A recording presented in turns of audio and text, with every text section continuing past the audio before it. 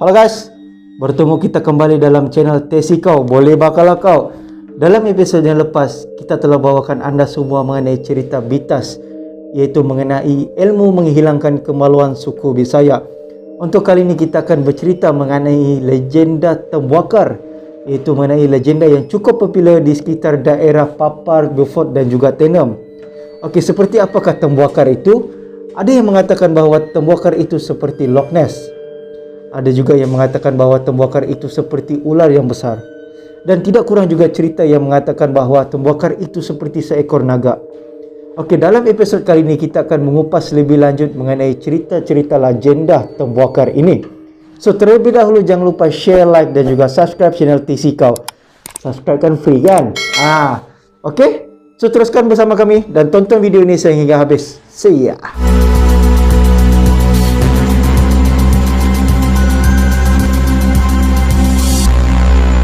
Seluruh dunia mempunyai kisah naga tersendiri. Ada yang mampu terbang dan bermacam-macam versi lagi mengenai cerita naga ini.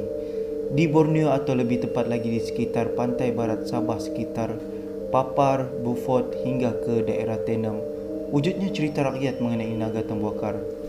Perkataan Tembuakar atau tumbuh akar asalnya diberi nama oleh kaum bangsa Brunei yang bermaksud tumbuh akar, merujuk kepada seekor raksasa atau naga besar pada sekitar tahun 1903. Mengikut penceritaan mulut ke mulut pribumi Sabah, ianya adalah seekor raksasa sungai yang besar serupa raksasa Loch Ness, berwarna hitam dan mempunyai leher yang panjang.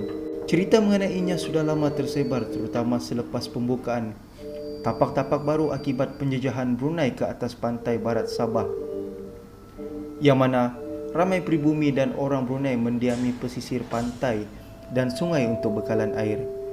Mengikut penceritaan dari mulut ke mulut, pelbagai bentuk didakwa selain seperti Loch Ness yang mempunyai kaki serupa sirip.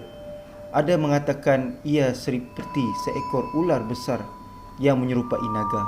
Menurut cerita lisan kaum dusun di Ranau, Tembuakar berasal daripada ikan sinsilok, iaitu sejenis ikan belut.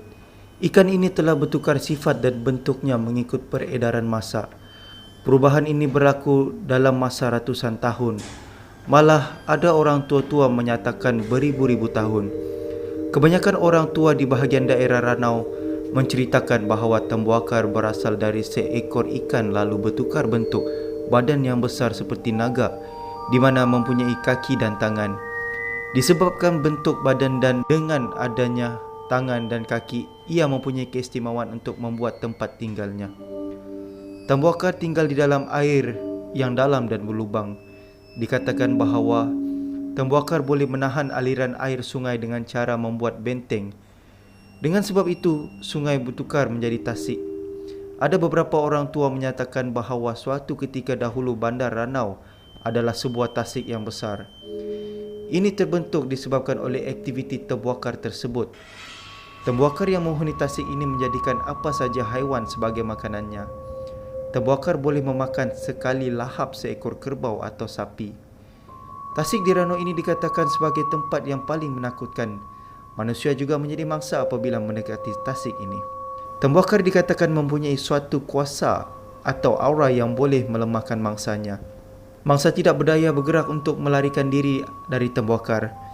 Dalam beberapa kejadian dikatakan Tembuakar sengaja mengalirkan banjir dengan membuka pintu air.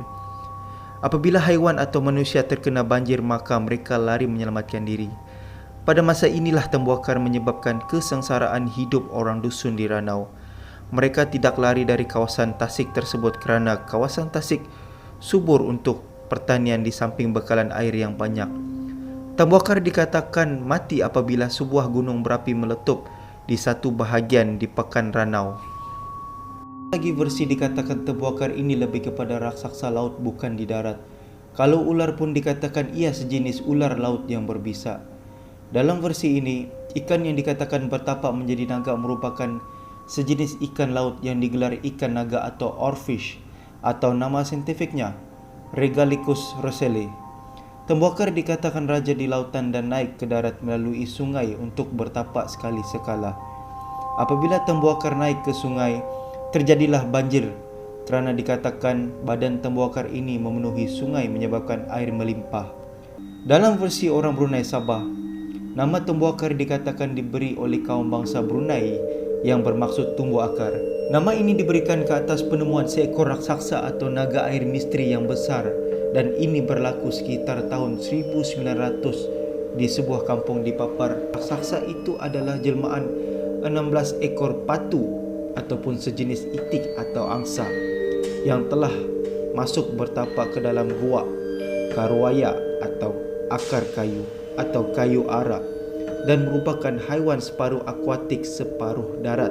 Cerita ini disampaikan turun-temurun di kampung Binuni sehinggalah cerita ini mula menjadi semakin kabur tanpa mengetahui lagi rupa bentuknya yang sebenar raksasa tembuakar ini sehingga lewat awal tahun 70-an.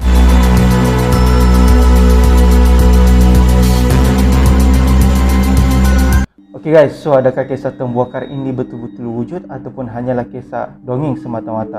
Tapi itu semua terpulang kepada anda di luar sana untuk menilai sama ada kisah ini benar ataupun tidak. So jangan lupa share, like dan juga subscribe channel Tesi Kau, dan berjumpa lagi kita di episode yang akan datang dengan info-info yang lebih menarik. So jangan lupa temu janji kita. Alright, see ya.